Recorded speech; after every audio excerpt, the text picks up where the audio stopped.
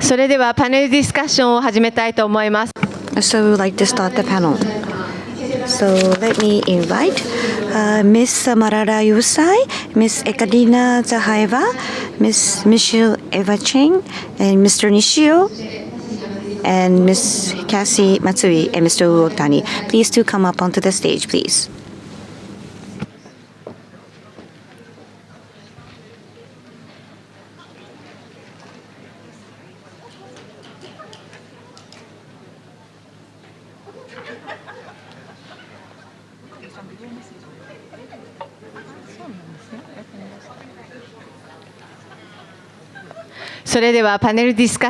So allow us to start the panel discussion for the specific session with inviting Ms. Marara Yusai, co-founder, Malala Found Nobel Peace Prize laureate winner, and also Ms. Michelle Chevalier, United Nations High Commissioner for Human Rights, and Mr. Shujiro Nishio, President Osaka University, and also Ms. Ekaterina Zahaleva, Deputy Prime Minister for Judiciary Reform and Minister for Foreign Affairs of Bulgaria. But we would like to invite Mr. Otani from Shiseido, CEO, for his video message. And Ms. Marara Yusai will be leaving this session about 11:30. The moderator will be by Ms. Cassie Matsui, Vice Chair, Goldman Sachs Japan. So with that, Ms. Cassie Matsui, please take the floor. Thank you very much. Thank you very much for the introduction. The fifth WAW and W20. Our first panel discussion is entitled Human Resource Development in a Changing Society with Technology Transformation. That is a mouthful. As was just announced, Mr. Uotani, who is the President and CEO of Shiseido, would have loved to be here, but he had a conflict, so we are going to now show you a video message from Uotani Shacho. Dozo.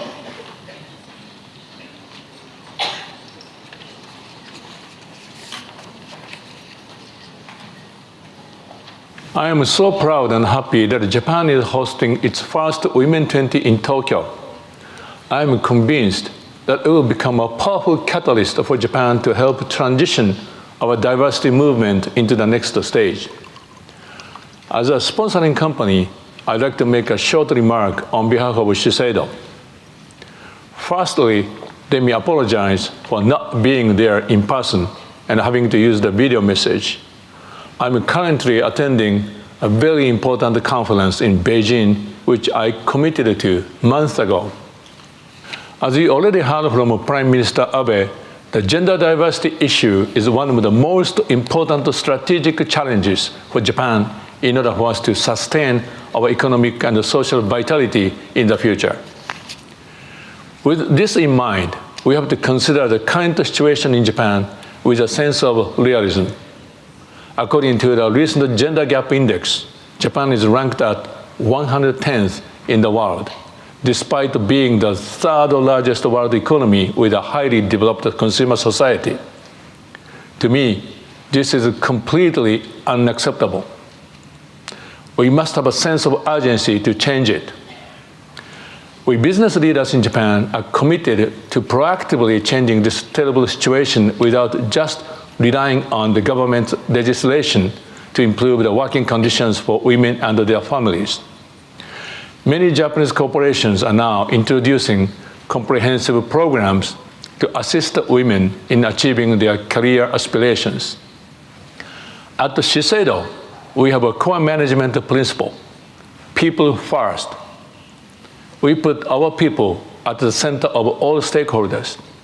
When our people, both men and women of all backgrounds, are energized and empowered to do their work with a sense of personal development, then we are able to deliver innovative values to consumers in society, business partners, and shareholders.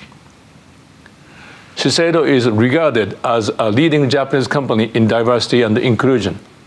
For example, we launched the maternity and child care leave program back in 1990 so that female employees can take 3 years of child care leave to raise their first child.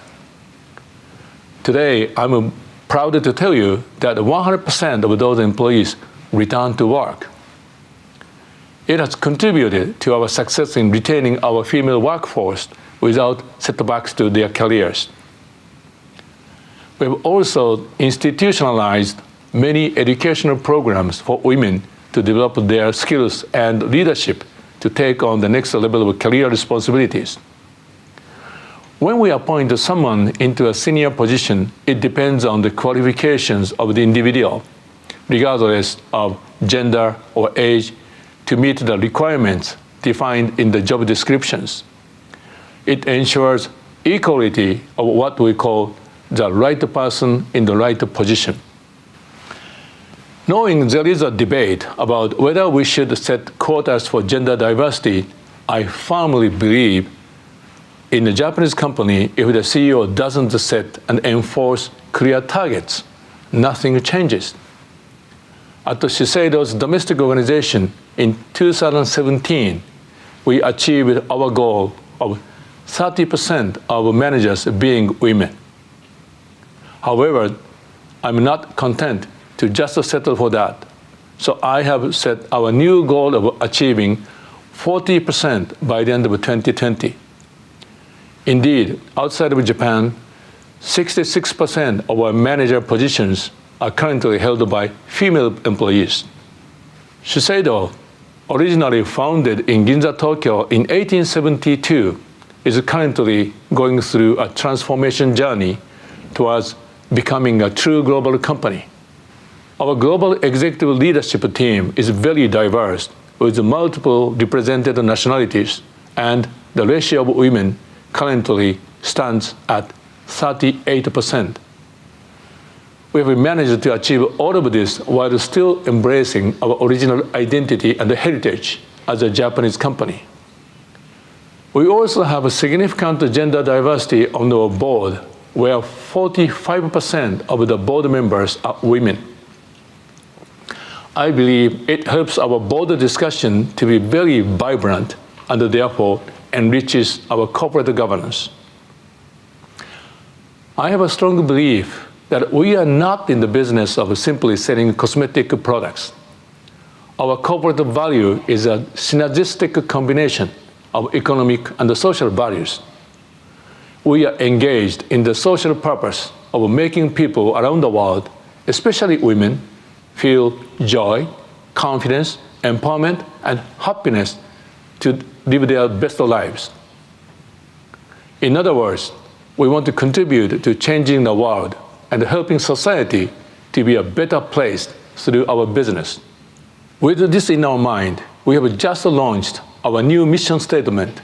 It's called Beauty Innovations for a Better World.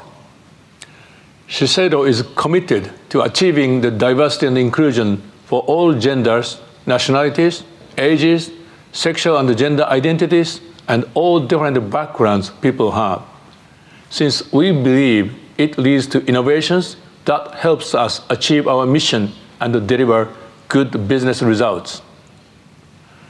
Thank you very much for allowing me to speak to you today, and I know you are going to have many wonderful and productive discussions for the next 2 days at W20 in Tokyo.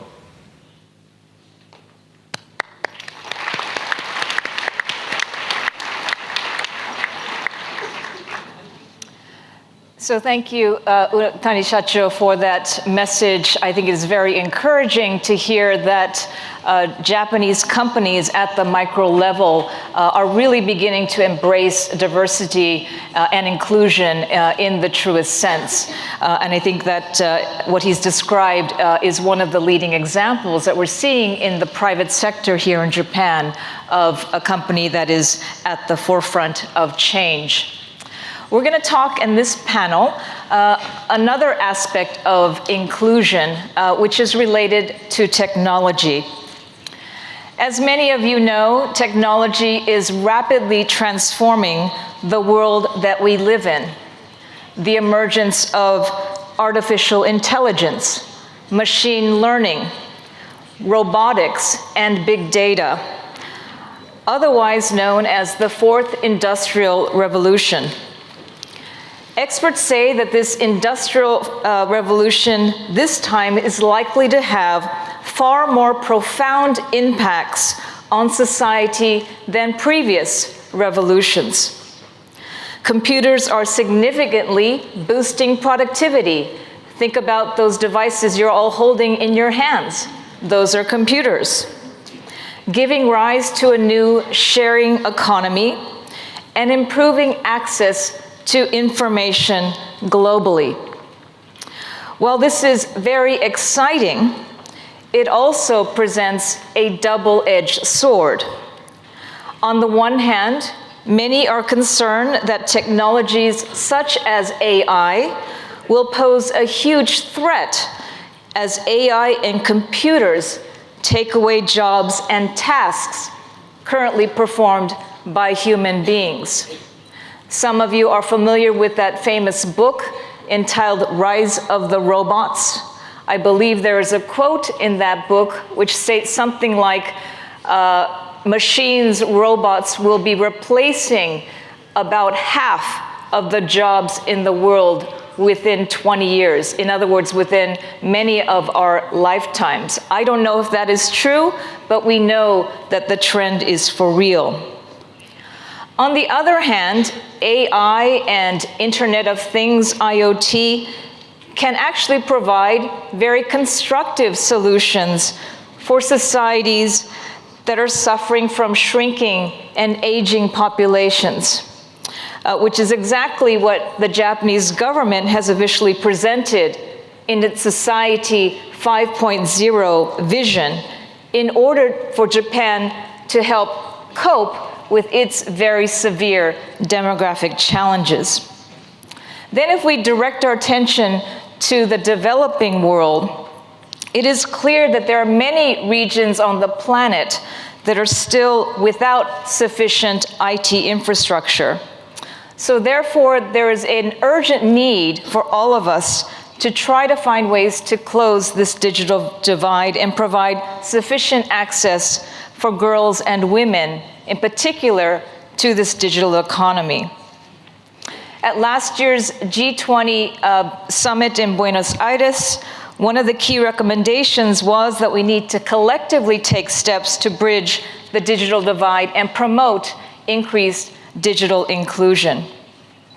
Also at last year's WAW summit, some of the key proposals included promoting STEM education for girls and women, raising female labor participation by the active introduction of AI and other technologies, and encouraging women to help drive the mission for increased innovation. The challenges here are not limited, of course, to the developing world. The reality is that the ratio of female students majoring in STEM fields within higher education averages just 30% in the OECD. And you're sitting here in Japan. Japan's ratio is merely 16%, so well below the OECD average. And this underrepresentation of women poses a serious obstacle not only to digital inclusion, but to future economic growth. So in this panel today, we're going to discuss what kind of human resource development is required for our society that is changing so rapidly through this technological transformation. And we also want to address those parts in the world that may be left behind from the benefits of this technological advancement. And I'm hoping at the end of our session that we come away with some concrete suggestions, ideas, proposals from our panelists on how we can further promote a more diverse society where everyone can equally benefit from the fruits of technological transformation. So to start off our discussion, I've asked each of our distinguished panelists to just give a few opening remarks about just the topic in general, and then we'll drill down into more specifics. So Malala, would you like to kick us off? Hello, everyone. My name is Malala, and I'm here at the G20 World Women platform to talk about the importance of girls' education, how we need to invest in girls to confront the technological transformation. Well, you heard me long, so I'm just going to say Michelle Bachelet, twice President of Chile, and now UN Human Rights High Commissioner. We are working a lot also, not only in thinking how technology can be a very important part in expanding women's capacity, also expanding democracy, because it will provide information, it will improve women's capacities, but we also have to deal with the dark side of it, because we have seen the use of technology against human rights defenders. We have seen people get arrested because they have put in some messages online, normal messages to defend human rights. So we are very interested in working also with companies, how we deal with this, how we avoid the misuse of technology in a way that it could affect humankind, and of course women in particular. And I think it's so timely, this panel, because all the rest of the Industrial Revolution never took into consideration the gender issue. Yes. And to take it, it can be a great opportunity for women in the world. Absolutely. Thank you very much. Nishio Sensei? Okay. Good morning. It's a great pleasure for me to participate in this WAW W20 joint panel discussion. My field is information science. Not only am I president of Osaka University, I also serve as the president of Information Process Society of Japan, the largest academic society in the field of information technology, and the leader of Japan's diversity network. As today's theme is human resource development in a changing society with technology transformation, I'd like to speak about some of initiatives undertaken by Osaka University to promote diversity and inclusion based on the rapid change of the global industrial structure. Regarding Osaka University's gender equality, I am proud to share that Osaka University ranks top among Japanese national university in the number of female students and female academic staff. So I'd like to explain why I am committed to promoting diversity. Osaka University is one of Japan's leading comprehensive university. In Nature Index 2017, innovation, ranking based on the quality of research and the impact on innovation, our university was ranked first in Japan and 31st in the world. Upon taking office as president, I set a goal of becoming a world-leading innovative university by 2031, the 100th anniversary of our university. To achieve this goal, we should employ drastic change, which I call disruptive reform and innovation, and create an inclusive work environment where respect the individuality of each staff member and allow them to maximize their potential. Simply put, make our university a leading university of diversity and inclusion. I am confident that by doing so, more diverse and unique ideas will flourish, and the combination of such ideas will help us become more creative and innovative. We are aware of the harsh reality of the status, diversity, and inclusion in Japan. The Global Gender Gap Report 2018, published by the World Economic Forum, placed Japan 110th, stating that Japanese society is still male-dominated. Therefore, in order to change this, I believe it is necessary to encourage disruptive reform and innovation.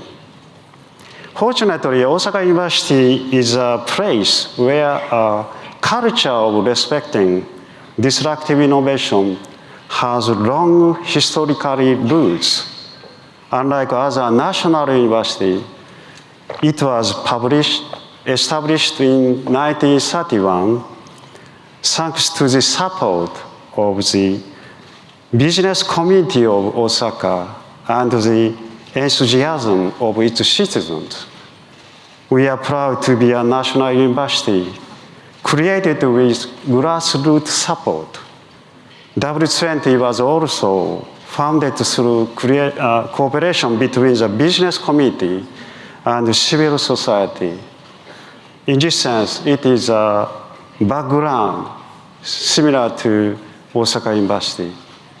In an effort to promote diversity and inclusion, we remain true to our founding spirit and work with industry and external partners across organizational boundaries instead of working alone. By doing so, we can offer career paths with multiple opportunities to female researchers. However, the kind of disruptive reform and innovation I envision doesn't just cross institutional boundaries or conventional frameworks. Disruptive reform and innovation is also about forging new ties. Osaka University takes a lead, which is the creation of Japan's diversity network, in which many universities all over the country have joined to raise awareness on the status and the challenges of gender equality. I'm looking forward to the opportunity to run alongside everyone today and share with all of you the promises and the challenges of this age of rapid technological growth. Thank you very much. Thank you, Nishio. We have to give Professor Nishio some credit for agreeing to be the only male on our all-female panel. So thank you for doing that. Ms. Zaharieva, coming all the way from Bulgaria, which thank you, Kati. I'm Minister of Foreign Affairs and Deputy Prime Minister responsible for judicial reform of Bulgaria. And it's an honor for me to be together on this forum with such kind of people and examples for us. I would say I'm one of the fewest foreign ministers in the world. I think, ladies, we're only 29 out of 194, which is nothing, I would say, but it's something. It's better than some years ago. And I think that what is the situation now? Still, the last report of the World Bank, which was mentioned many times, still we, women, have only 2/4 of the rights of the men. Mm-hmm. The world economy, it's $160 trillion poor because we don't have equal rights with the men. And 130 million girls will maybe never enter the classroom. So I prefer, my mentality is like this, I prefer always to see the glass rather full than empty. Mm-hmm. I think that the digital economy and the fourth revolution, no matter of the darkest side, I fully agree with Michelle, can give us a big opportunity to fill this gap. Mm-hmm. So try to find how to use the advantages, and of course knowing the risk that fast information and access to information, and let's train our youth how always to lose a second source of information, and of course all of us work together to fill this gap that we have between developed world and developing world. So I prefer to see this as an opportunity to fill the gap. Great, thank you so much. So Malala, can I pose a question to you? Obviously, your work through your foundation is reaching into many, many corners of the planet. And from your vantage point, do you see the risk of certain regions or groups of society globally perhaps being either vulnerable or left behind by this amazing transformation that's caused by technology? Would you like to comment on that? Yeah, sure. I think technological change is there, and because of this technological changes that we are seeing, there are 1 billion girls, those out of school and also those within schools but are not receiving quality education, are going to be left behind. So, and this is not just an issue for the developing countries like Pakistan or Nigeria, but this is also an issue for the developed countries. And 1/3 of those girls who are out of school are from the G20 countries.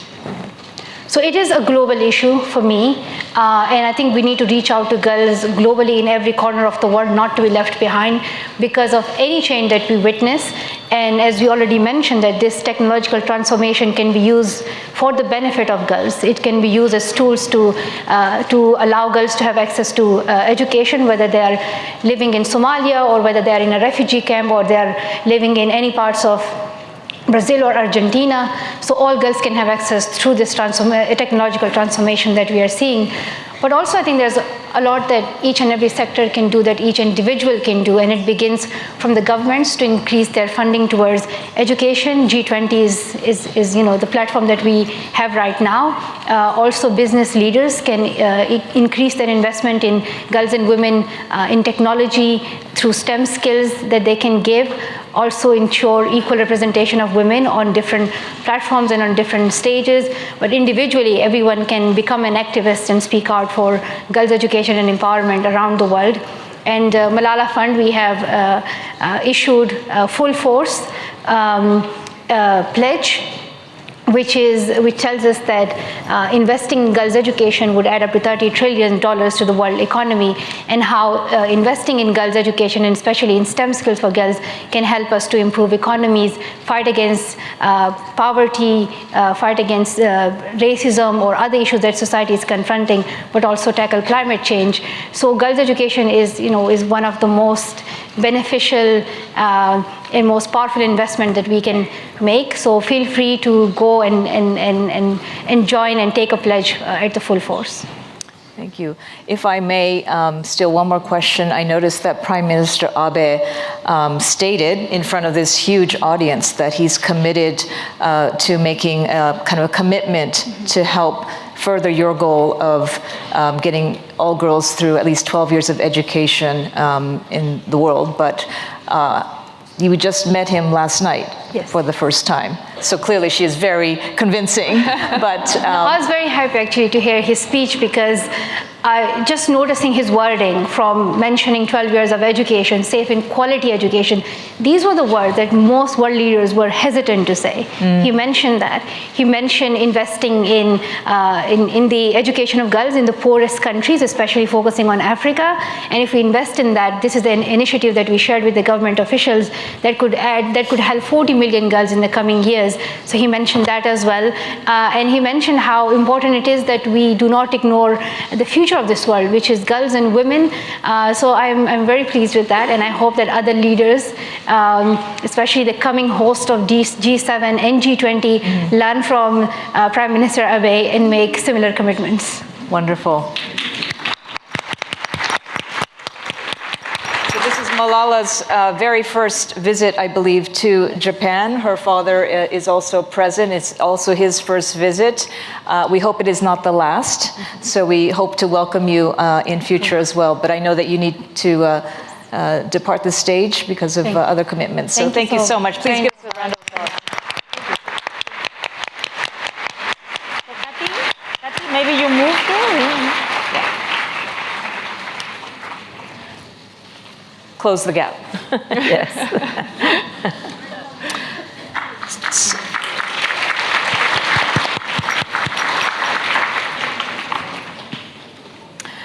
So let's continue our conversation.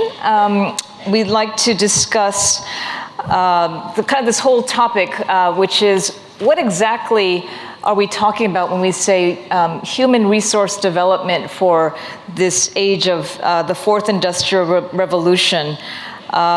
Do you have any kind of specific ideas, maybe starting in Bulgaria with Ms. Zaharieva? Bulgaria, if you are not familiar with, is actually one of the more leading economies when it comes to promoting digital transformation and education. So any thoughts on that? Yeah, thank you, Katie. Yeah, Bulgaria, I think we can share really good practices, not only in digital economy, but also in gender equality in digital economy. We are European member state, and one of the newest, actually. We passed through a really very difficult transition period from totalitarian regime to democracy after the fall of the Berlin Wall.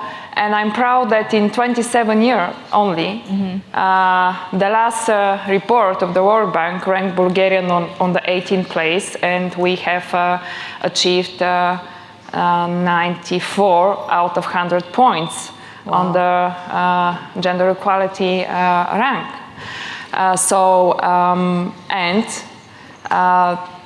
What is the most important? Again, education. So we managed to encourage the girls and women to feel free to participate and develop in so-called men professions, for example. And Bulgaria is on the first place in Europe of female IT engineers. First place in Europe for IT engineers. Yeah, that females. Is huge. Yeah, which is 26.7%, and the average in Europe is 17%, so we almost double. We are on the first place of students, IT engineers, girls, 33%. And what is really important, and that we are on second place in Europe of 52% of professors and engineers women in Bulgaria. More than half. It can happen.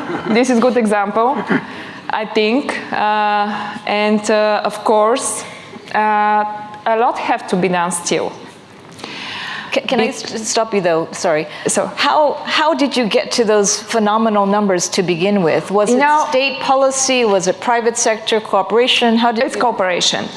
Of course, cooperation between the policymakers and the private sector is absolutely critical. Yeah, absolutely. So we have very strong private sector in IT, very strong IT sector, and maybe it's tradition in my country, and this is from the first year in school, which is very important, not to make a difference between girls and boys.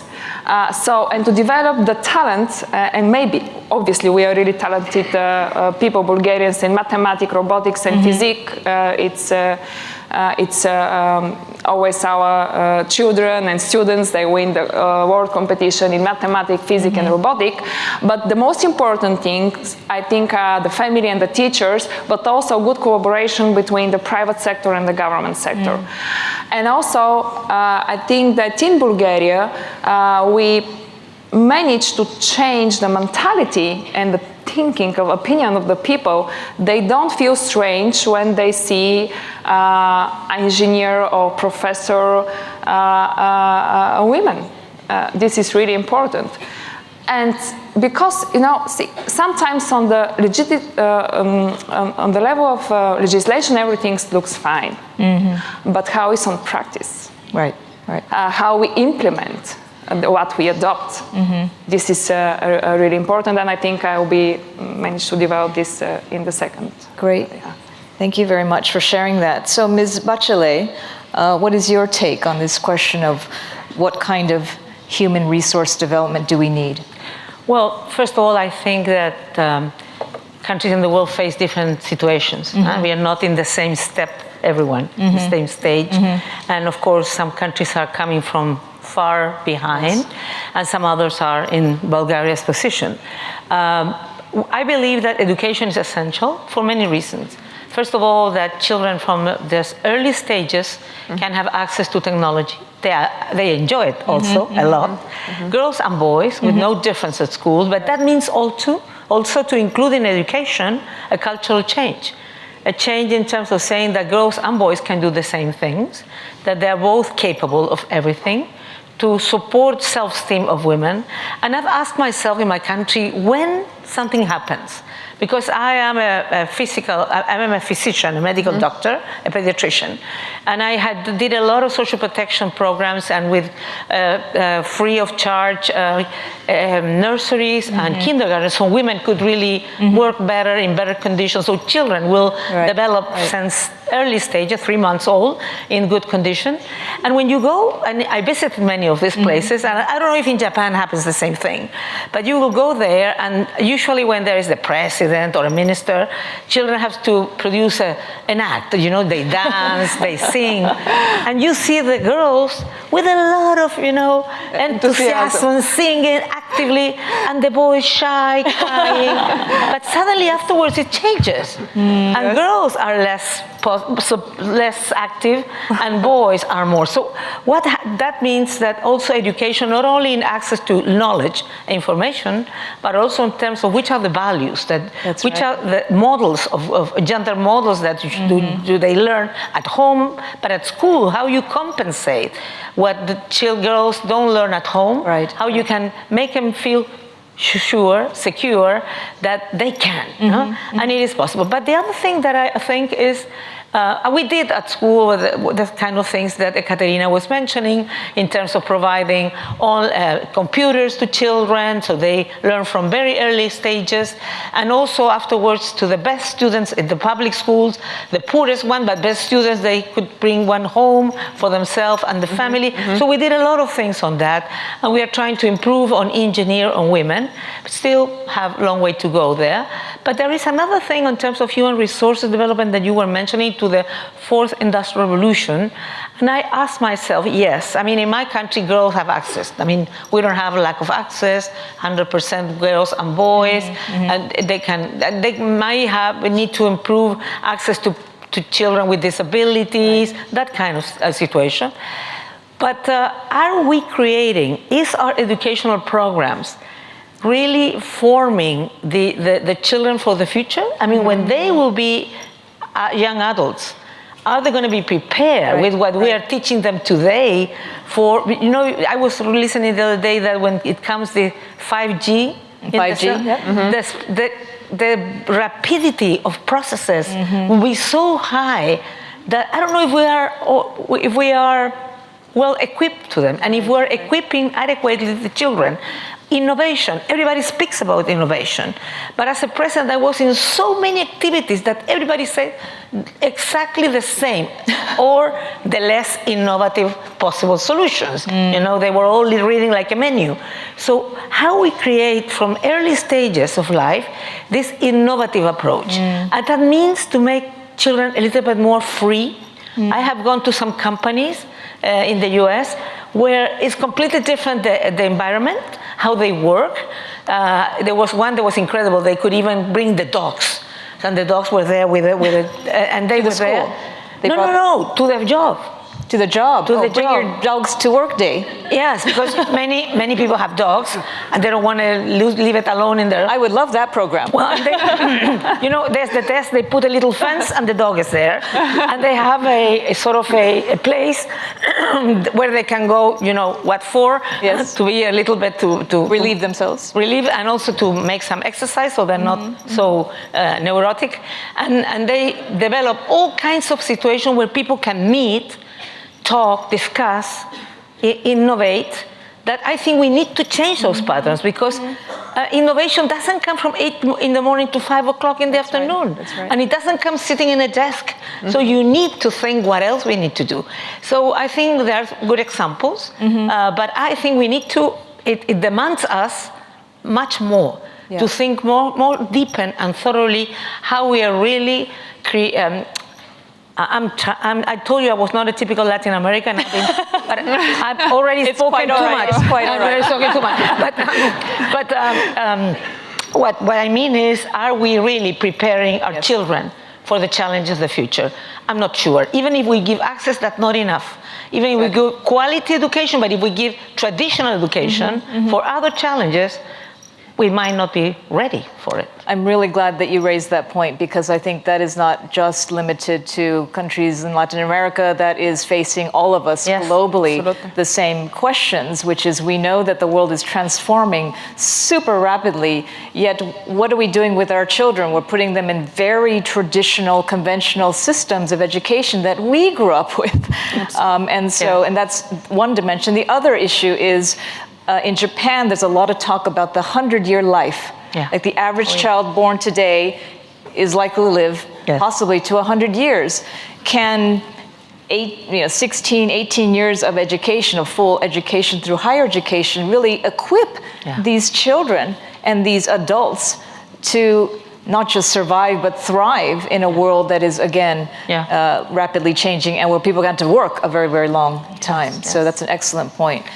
Nishio Sensei, I think you're going to comment in. Don't understand Japanese, please. This is a very serious topic. I want to speak from the heart, so I'd like to reply in Japanese.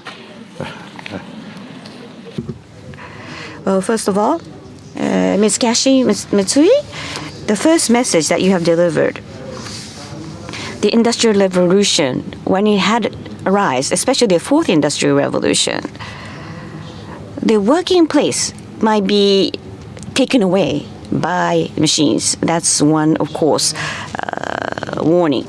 But I have the background in information technology. That may be the reason why, but I think there are some hopes still. We have the capability to overcome these situation and phenomena, because mankind, the first, the second industrial revolution, similarly, there was a threat and anxiety amongst people, but we were able to overcome, as humankind, to overcome this anxiety. And in Japan, as Ms. Kashi Matsui have said, Society 5.0, we are more or less concentrated in knowledge and wisdom, and we are trying to create that society. And from that perspective, in terms of how people can work, there would be a lot of course, new work and jobs that will be emerged. On an evidence base, I will not be able to show you the facts, but this could be my hopeful desire. But if there is a fourth industrial revolution, we human beings will not be out of job. I have a quite optimistic perspective on that. I am from academia, so I'd like to speak more about the higher education.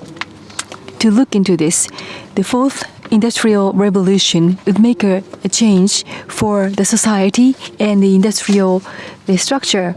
It is already exercising its influence. I have the discussions with the presidents of large companies in Kansai, western part of Japan, and against this backdrop, what kind of things should be created, what kind of services should be provided, they do not know. They have no idea whatsoever. That's the reason why they come to us. They want the academia to be involved. The situation is rapidly changing. We are in the turmoil. So what kind of leaders should be developed? That's something we have to consider in order to create innovation. We have to look at goods and services and things, and also institutions and the structures. We have to have good connections. Connection has been already made, but we have to revisit how the connections are made at this moment. That's something we have to work on at this moment. We see rapid change. In order to deal with that, what kind of human resources are we developing? And I think we have to go back to a deep understanding of the expertise areas. But also at the same time, it is important to have close connections with the people with wider knowledge. Osaka University has placed on this, and we are now reviewing the the principles and philosophies for our education. We have to work on the realization of reforms. And to be more specific, we decided to generate the human resources with 3 expertise. One is to have to work on the discovery of something unknown, which is to have the large amount of information and the knowledge about the area of expertise. And also on top of that, we have to work on the creation of the second pillar and the third pillar. One is to combine the knowledge and the technology. And also one more thing is to have integration. So the capacity to fuse and integrate knowledge is essential. For instance, for professionals who deal with the ethical and legal and human rights aspects of technology.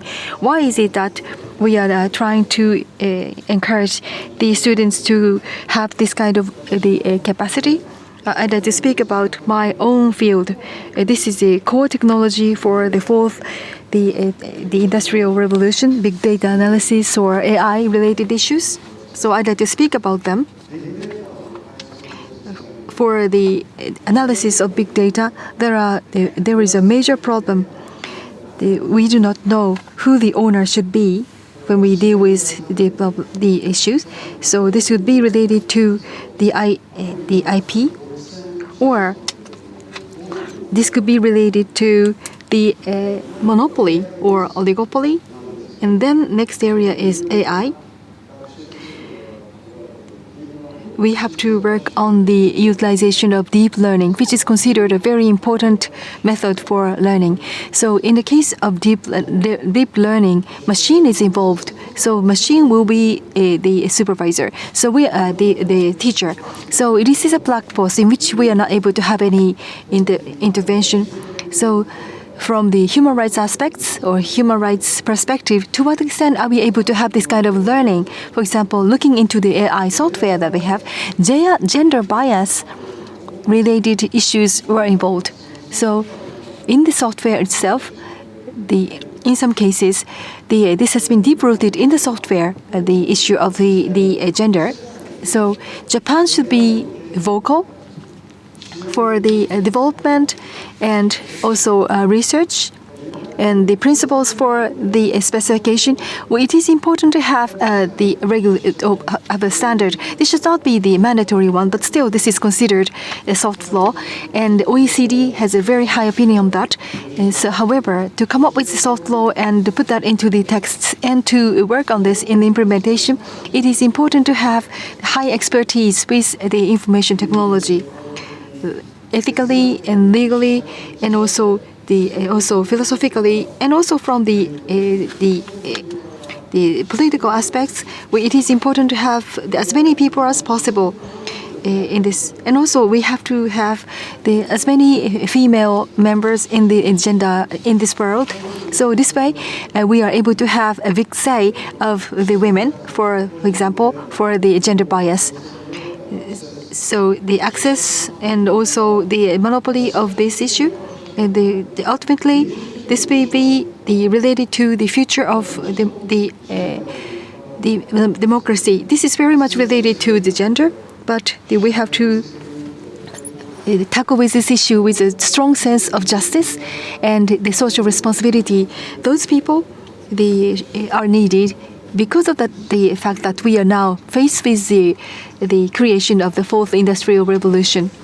I pose to Malala to you, because I think in particular from the seat that you're occupying today, you have a very broad perspective of what's going on in this area of what regions, groups in the world today are possibly being left behind from being included in the digital economy and transformation. Well, of course, like always, the developing countries are much behind the developed countries, but this is not even as well, because in every country you can find people who really have access and some others who don't have access at all. So it's always, and one of the problems of this new process is that it could include the gap between the rich and the poor, and not only between countries, but also within countries. So I think that's something we have to take into consideration when there are suggestions to the G20, not only which will be the domestic policies that they are going to develop to ensure inclusion, diversity, and access to technology to everyone, women and men, but also how they support other countries in access. There is a campaign on the UN that is called for internet for all or online for all, and that is very important because of many countries. But there's also, I mean, it's not only the rich and poor poles, if I may say. There's also a gender divide that is important in many places, a digital divide, I mean, that affect not just access to technology, but whether men and women can equally influence them, contribute to them, and benefit from them. So let me give you some examples that are interesting, because the size of the gap, of the divide, changes so much from one place to another. Some countries are close to parity or have even reversed the trend, and we have more women with access than men, but in some other, let me share you some numbers. According to a recent study in Jamaica, 6% more women than men use internet, while in Turkey, women's internet use remains 16% lower than men. In Qatar, slightly more women than men can write a computer program, while 13% fewer women than men can do so in Luxembourg. So, but then the ways technology is used can also be very different, even within countries. For example, in Saudi Arabia, 4% more women than men use computers, but 32% fewer women have access to digital financial services. So there are divides in different ways. So I think the overall picture is clear. Gender gaps continue to exist in most aspects of ICT access, skills, and leadership across the world. But there are also another important point that women and girls, I mentioned it during my keynote speech, are not an homogeneous group. Right. Not all of them are left behind. My family, my daughters, my children, because I could have the means, they did have access as early as possible, but other people didn't. So I think the biggest impact is in those who face forms of discrimination. Because I was mentioning discrimination is not only by gender, can also be by age. If a person is living with a disability, if the level of education, economic and social status, geographic location, sexual orientation, race or ethnicity. So many people, many times when you combine many of these factors, there's huger gaps and more difficulties. For example, the recent studies in Africa and Asia that indicate that the gender-digital divide is strongly linked to, of course, high concentration of poor women, of poverty, due to gender discrimination in access to education and livelihoods. In Brazil, urban women are only 2% less likely than men to use internet, but women in rural areas are 32% less likely. So there's lots of factors that include if you live in an urban or a rural area. So I think if we really want to bridge the gap, we need to identify which are the main obstacles, which are the main problems. We cannot look, if we want to bridge the gender divide, we cannot speak about if every woman has the same situation. We need to identify, and that is why we need to, all our efforts have to, of course, support every woman, but we have to also think particularly in those more marginalized ones. And the Agenda 20 of SDGs. And I wanted to bring an example. Some years ago in the Netherlands, where they were dealing with the economic crisis, they developed a program where they target women who were more vulnerable. They target, for example, single mothers.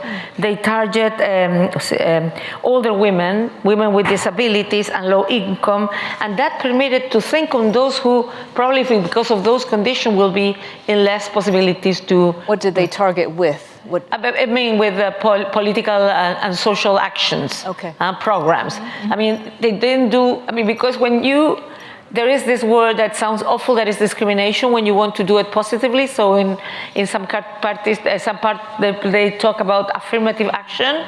So not give to everyone the same at the beginning, but of course, you try that everybody can have access. But when people are starting here, if you give them the same that here, they will never get there. So they will target people who were in particular difficult conditions to let them lift and then also to support everyone. Okay, that's great. Nishio Sensei, do you have any comments on this? また日本語で。So regarding the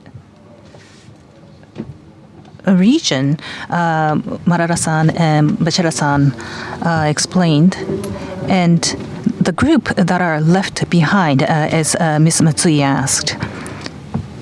So, in my opinion, that is a female elderly group of people. We really have to think about this group of people. Technological development and social transformation. When innovation takes place in Japan, as has been before, as long as we have the state of the art, science, and technology, there will be innovation. Of course, it is necessary. However, as a second step, can users really take advantage of this state-of-the-art science and technology? Are they really looking for this kind of state-of-the-art services? And also, there are some innovation impediments. For instance, if we try to expand the innovation, of course, there has to be a global standard or international standard. In the field of my area, I like to use an example of smartphones. So, in the past, in Japan, the Japanese manufacturers tried to put a lot of technologies into one single device, and that was the competition. And they were trying to improve the value. However, this was not being embraced by elderly people. And what happened was that some smartphone manufacturers came up with a very simple mobile phone, which only had same function as a fixed line phone. So this is really innovation. So elderly people and women, by communicating with each other, this will generate communication within the society, and this will lead to the change and transformation in the society. So the group of people who are likely to be left behind from the benefits of technological innovation, if we think about the prevention, the industrial society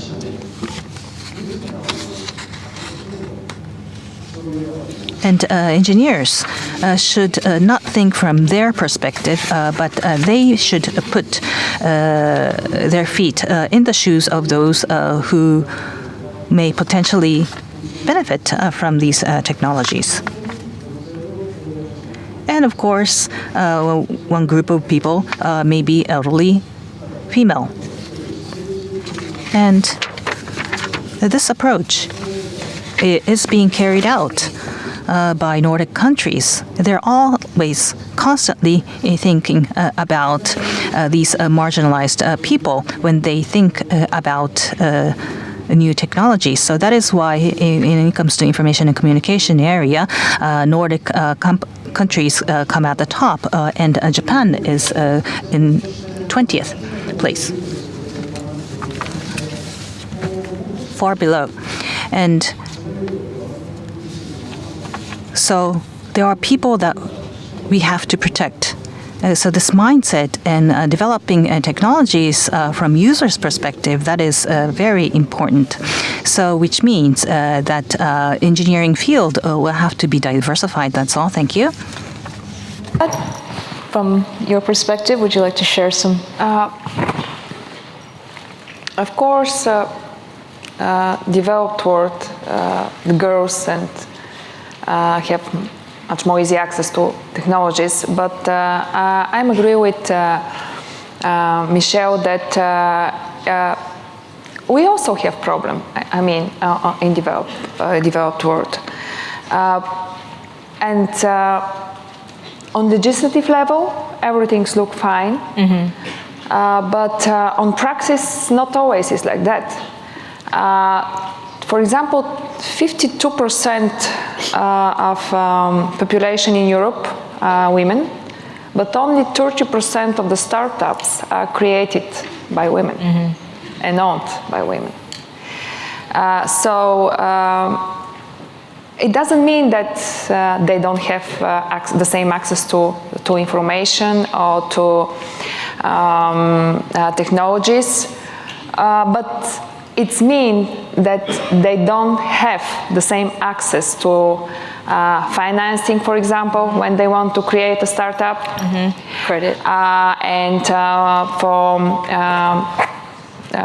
technical support when they want to create a company.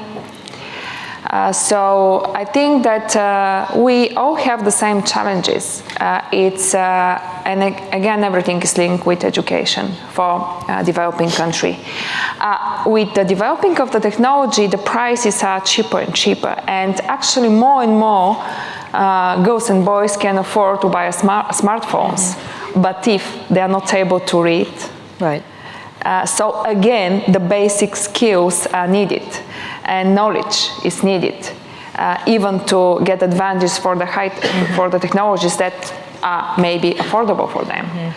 I think that technologies are developing much more fast than we developed our educational systems, and I think that it's a huge challenge for the world.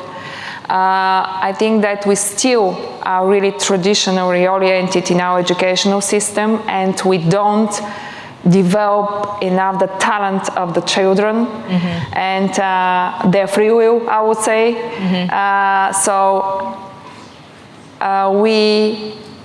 There are many discussions on how many professions will be lost for in the future, but actually nobody knows exactly. Right. And what we should do, in my opinion, is to reform our educational system for more skill and talent-oriented systems. So to prepare us for the future, because yes, there are different opinions that half of the profession will be lost in the future, but actually I think nobody knows exactly. And if we prepare our educational system to train and to our children and our youth for self-confidence, self-presentation, more skill-oriented education, will prepare us for the future. Yeah, and I didn't mean to say that was, the be-all and end-all of my opening statement. Obviously, I think you're totally correct in saying that nobody has a crystal ball that is able to predict the future. Yeah. And remember when the automobile came into scene, everybody said, oh my God, that's going to kill so many jobs and the world's going to go to hell in a handbasket. But look what happened. It actually spawned new industries. People get access locations where they couldn't access before. So I do want to I think we all should keep an open mind about perhaps we're entering an industrial revolution where there's going to be more jobs created versus jobs that will be lost. But can I also but at the same time, I think that this is also a possibility, because if the people have more time, and I think that they can be more creative, and we should not look this only as a big problem or challenge, but a challenge. I think we should see this as opportunity. Which can provide a more quality life for the future for all of us. But to be able to provide more quality life, we should educate our girls. Absolutely. So I'm going to stick with you, if I may, because we're going to shift to the next question, because your country has really set kind of a very interesting template or role model for other countries perhaps to follow, which is, were there any policies that your government instituted which really kind of boosted its embracing of, we got to train these people to be technically, adept and all of that? Was there something going on at that national level? Was it a very inspired leader? I don't know, tell us a little bit about that history, and then I'll ask the rest of the panel. First of all, on legislative level, we only 7 years ago, there were 38 professions which were not allowed for women in Bulgaria.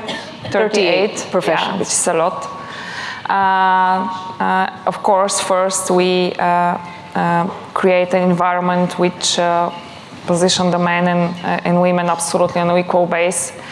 And also, I think everything starts from the private sector, but also politician. In my country, we have tradition for really many ladies participate in the politics, because it's proven that if you have at least 40% of the members of the parliament to be female, so they promote the gender balance and gender equality politics, and they amend and create a legislative environment fast. For example, I'm the third foreign minister in Bulgaria lady. Third, there are many countries in the world that don't have any. Right. Yeah. So I think it's important to promote and to encourage more ladies to participate in the policy. Also, it's important the private sector to be motivated and to train and to promote girls in a main profession. But also, it's very important to create a social protection legislation which allows girls and women to be able to grow up in the career, not worry that they cannot create a family or take care for the children. So we have a really, really good social system on maternity. 1 year, 90% of the salary. 1 year maternity pay, you receive 90%. This is of your really salary. important, and also create a child kindergarten with good care. So it's important. 90% paid 1 year paid of the salary maternity, and also of course depends on the family. It's also for the fathers. So the fathers can also absolutely take 1 year. And then equality on the Interesting. based, yeah. So I think it's really, this social protection is really important. So it's really kind to of motivate more ladies to ecosystem. participate in the policy or to grow up in the career. Right. But if you didn't have such high representation in Bulgarian politics of women, I'm guessing you may not have produced such forward-looking policies. But it always can be better. Of course. Ms. Bachelet? And very powerful women, I have to say. Yes. Because the former director of UNESCO was a former Prime Minister of Foreign Affairs, and the current acting director of the World Bank. Yes. That's right. Georgieva, it's And also a very important all of our politician. commissioners were in European Commission were ladies. Yes. Speaker of the Parliament, mayor of our capital, many ministers. So absolutely agree. Many powerful women. But when I started my second term, I was provided, when there is a ceremony, they put you sort of a banner, and it was the president of the Senate was a woman, I of course was a woman, the president of the biggest trade unions of the country was a woman, the president of the biggest student movement were women. So everybody would have thought, oh, this is the perfect country for women, but not.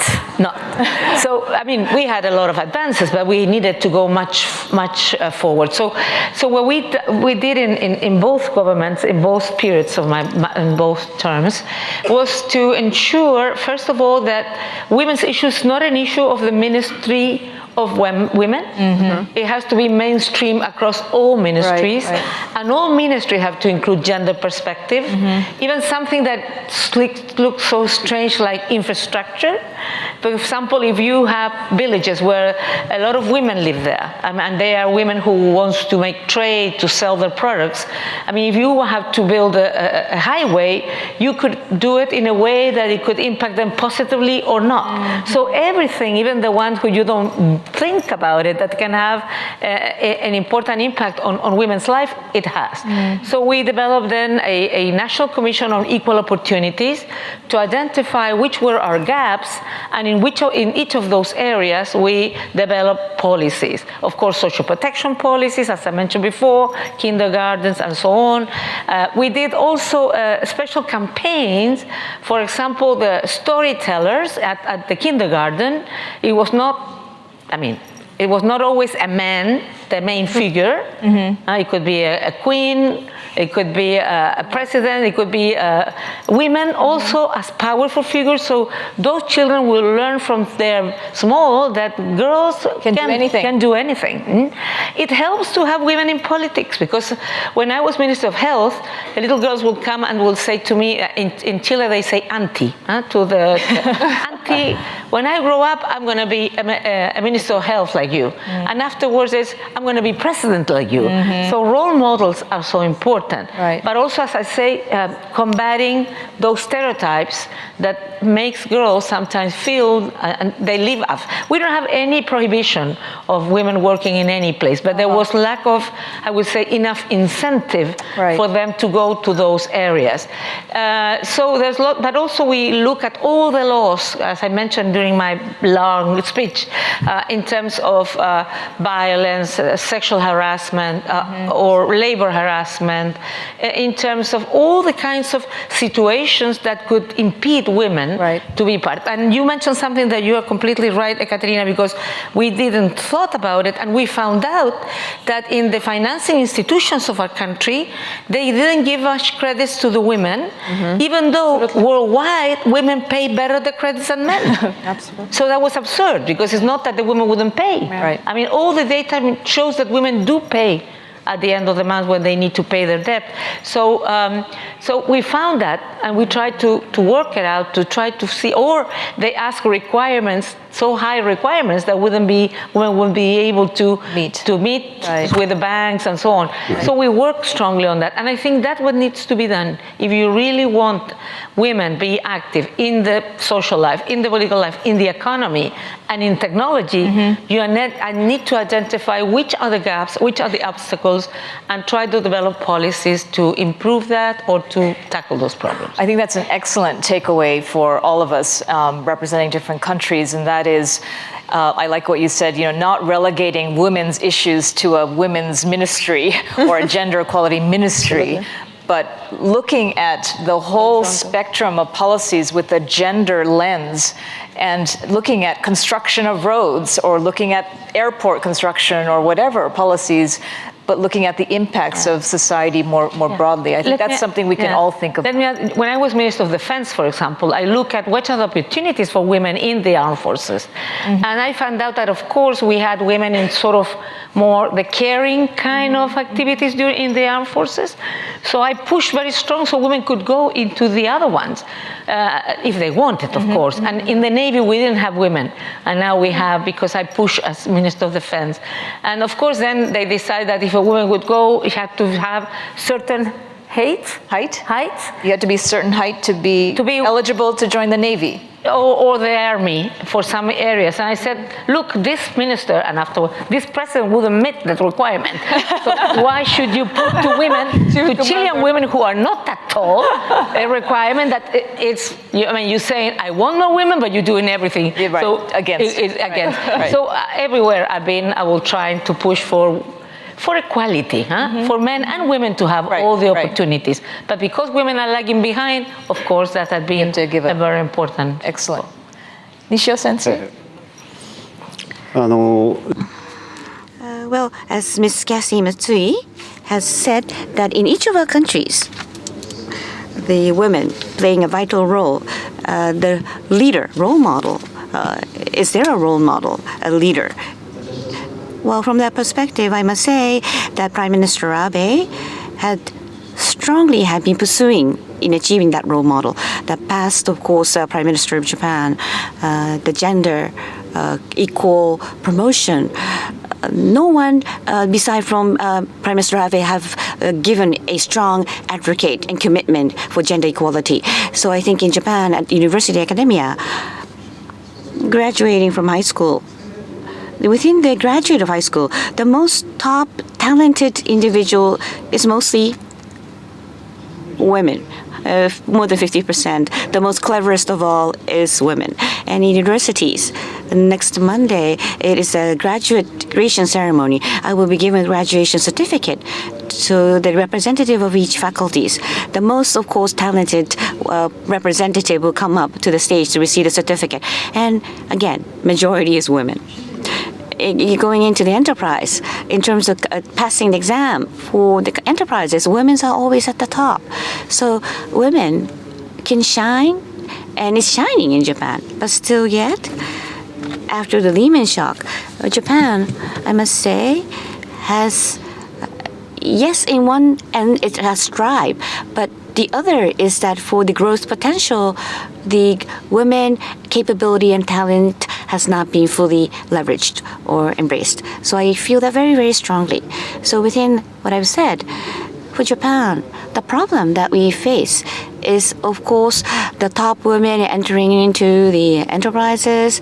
So where, at what point, their capability or power are diminishing. And I think it's having the first child at the family. So that's a kind of the problem that we are faced with. There are many challenges, and we have to deal with these challenges. And then if we are able to solve these problems, then we are able to go to the next level. The point I want to make is to go back to the global ranking of 110th in the global gap, the rating. That means that we have to be optimistic. We are able to grow into better ranking. So if we are able to work on the gender equality, then we are able to go up the ladder. So we have rooms to improvement. So this is how I'm trying to be optimistic about this issue. And also, the fair and just distribution of the benefit of technology. I am from the IT field in Bulgaria. At the elementary school, the junior high school, IT education is provided massively. In Japan, starting from the curriculum from 2020, they will work on the teaching of the basic programming skills for the elementary schools and the junior high school students. And then I belong to the Japanese Society for the information processing, and what we try to do is to work on to go beyond the borders. So what we try to do is to work on the deployment of what we have. But again, people tend not to understand the negative aspect of this. So if not, they are not able to receive information the fair manner. The IT has negative aspect. We have to understand digital tattoo. This is the term that we recently hear.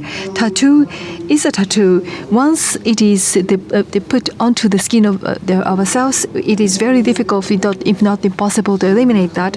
So once a person's data is made public online, it is extremely hard to erase. Even if this is made by pranks or this is jokes, it is impossible to erase it. So that means that one could become the perpetrator. So that means that the person who had been perpetrated would not be able to recover over the internet. So this is a very difficult and the tragic situation.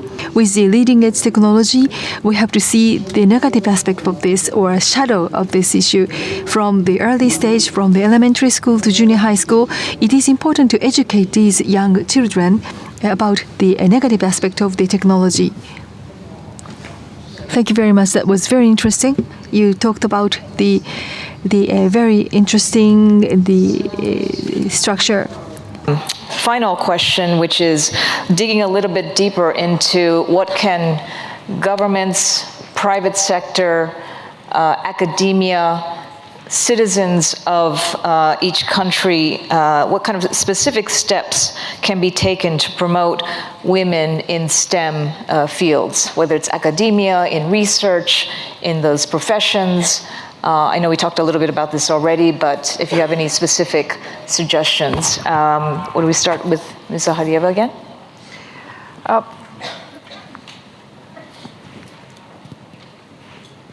You know, we should convince, and this is really important, because first personal example is really important. And we never had a Ministry of Gender Balance or whatever, or particular institutions, because I'm fully agree that it's a horizontal policy. Right. And it should be implemented in the private sector, in every ministry, if administration, in every legal entity. So if you create in the country, in every country, a thinking that actually you choose somebody because of his or her talent, and we will never underestimate somebody only because he's different gender, different sex, it's a lady. I think that we will manage to close this gap really soon, because still the gap, even in the developed country, is really big. That's right.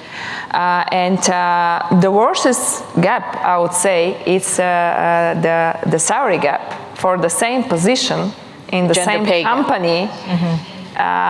You have in Europe 14% women are less paid by 14% for the same position, and this is an average. In technology sector, it's even higher. Bigger gap. So how we can motivate girls to become IT engineers or choose the profession of scientists if they know that for the same position there will be less pay than her colleague who is man.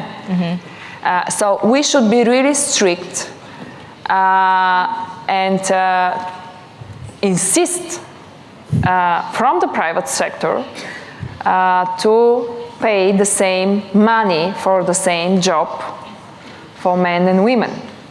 So I think this is really critical to motivate and to promote more girls and women to choose this profession.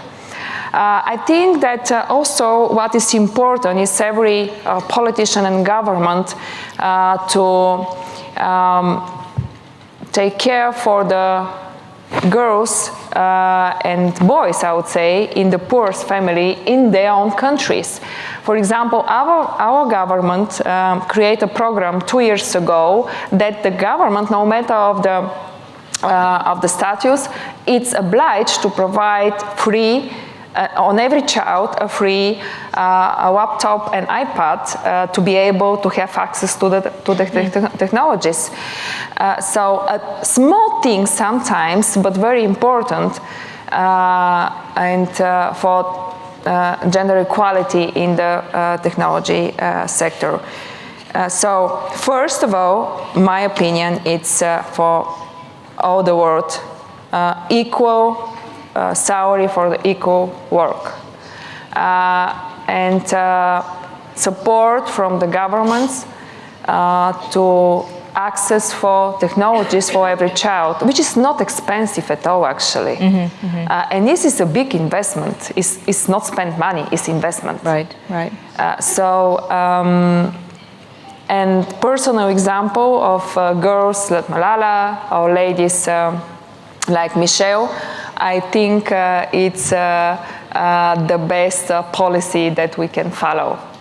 And only one thing, everyone, each of us, and especially women, we should motivate our team. Because sometimes I face a challenge in my ministry to motivate. I propose to my ladies, become ambassador. So sometimes they are not so self-confident than a man. You know, if I make an interview, every man think that they have 100% of all the requirements, and girls who are really very educated and sometimes much better, they have much more higher self-criticism. That's right. So we should encourage also the girls to understand that everything is possible for them. Excellent. So it's the confidence gap Yeah. issue Yeah. and also enforcing perhaps gender pay gap disclosures and maybe enforcement around that topic, which I know is a very hot topic around the world these days. Ms. Bachelet? Yeah, but I've asked myself many times why in many of our societies women don't go that much into SMT areas. There's a lot of different analysis, and some say that teachers treat differently girls than boys at schools when dealing with mathematics, for example, or with other kinds of science. Because there was one former president of Harvard University who said, women don't have the brain for mathematics and physics.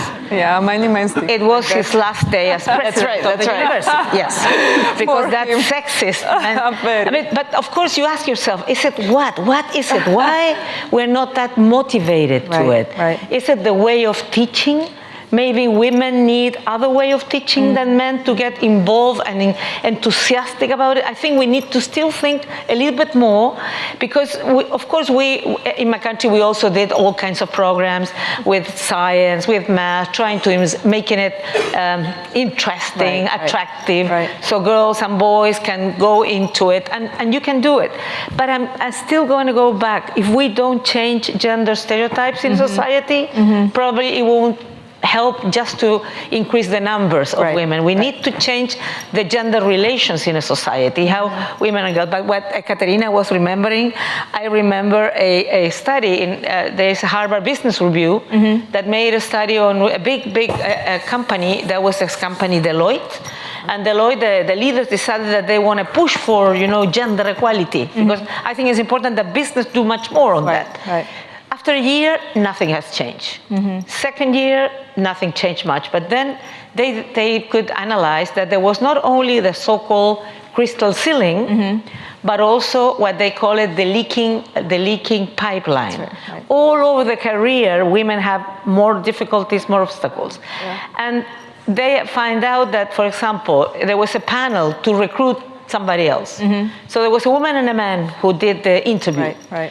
So there were people who were already in the company, but they wanted to have a better position.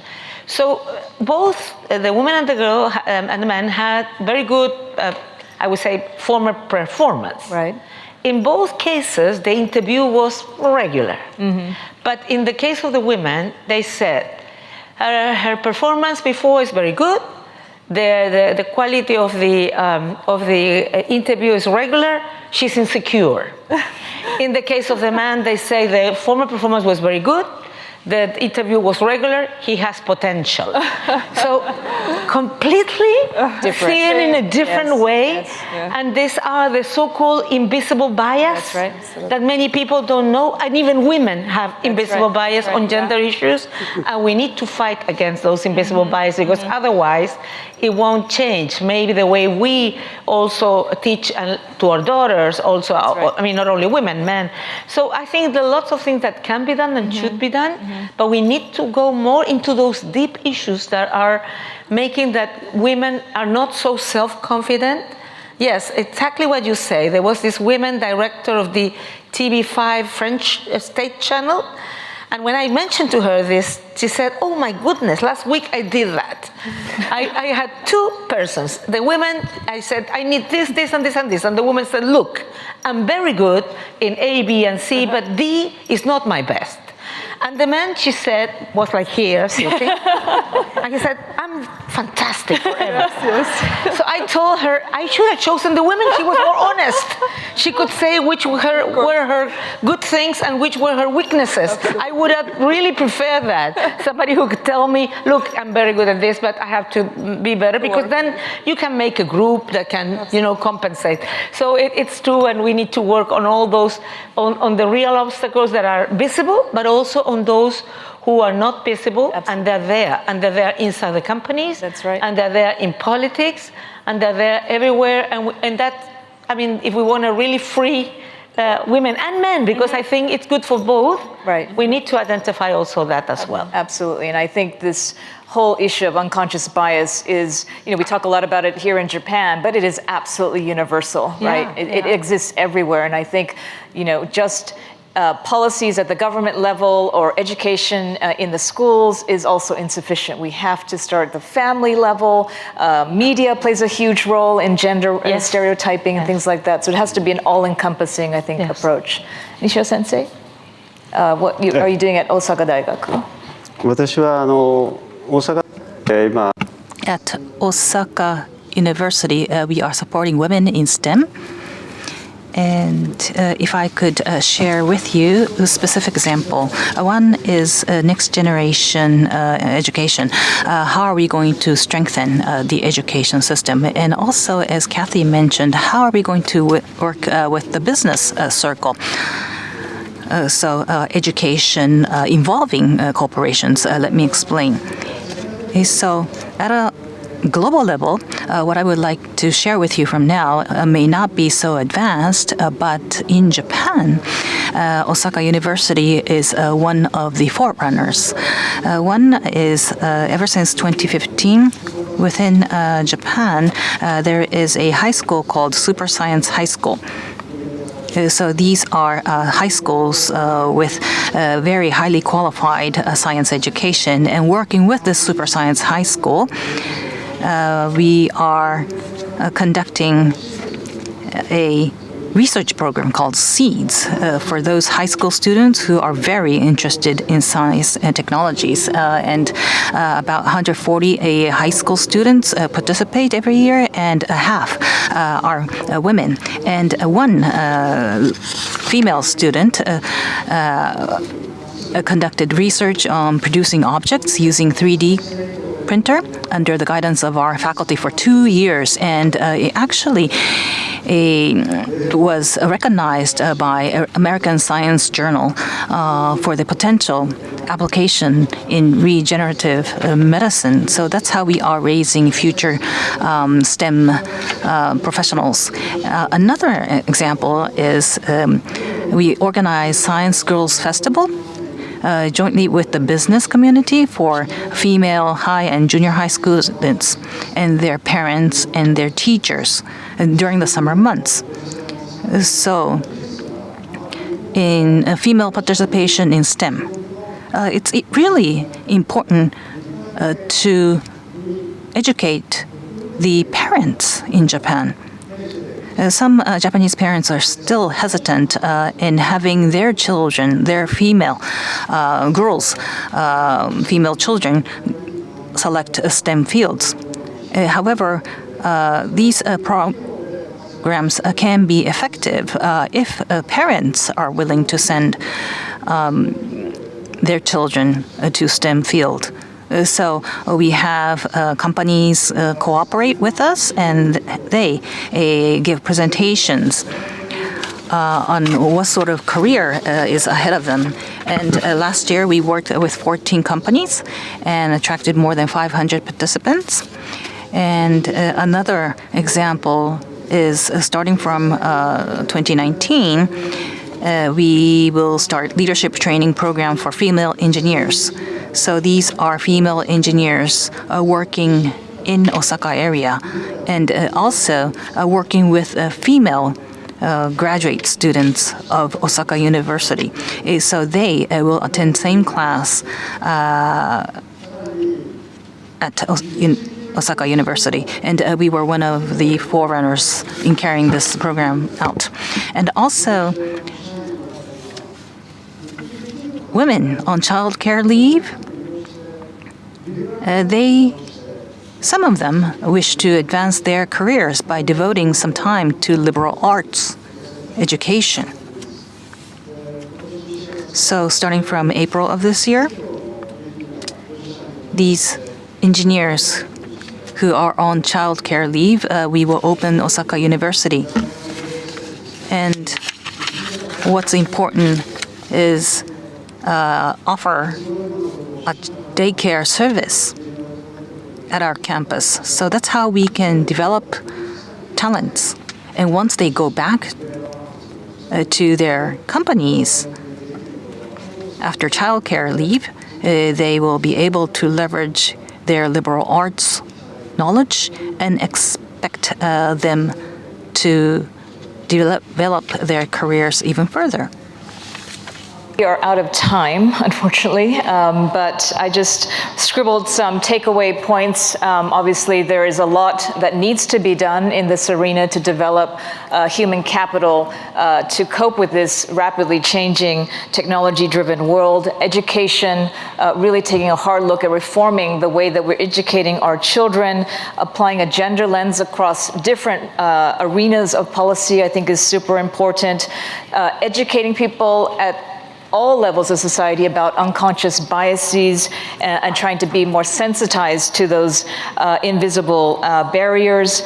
And then, as Nishio Sensei closed with, breaking down the silos between academia, private sector, and government, and cooperating more, I think would also help. So please join me in thanking my illustrious panelists, Mr. Bachelet, Nishio Sensei, and Sahariwa. Thank you very much.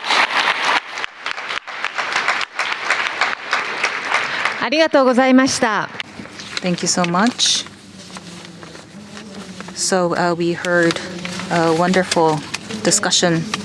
So Ms. Kathy E. Mitsui, Ms. Michelle Bachelet, United Nations High Commissioner for Human Rights, Dr. Shoichiro Nishio, President of Osaka University, and Ms. Ekaterina Zaharieva, the Deputy Prime Minister and Minister of Foreign Affairs of Bulgaria, will leave the stage. Once again, let's send them with a big round of applause.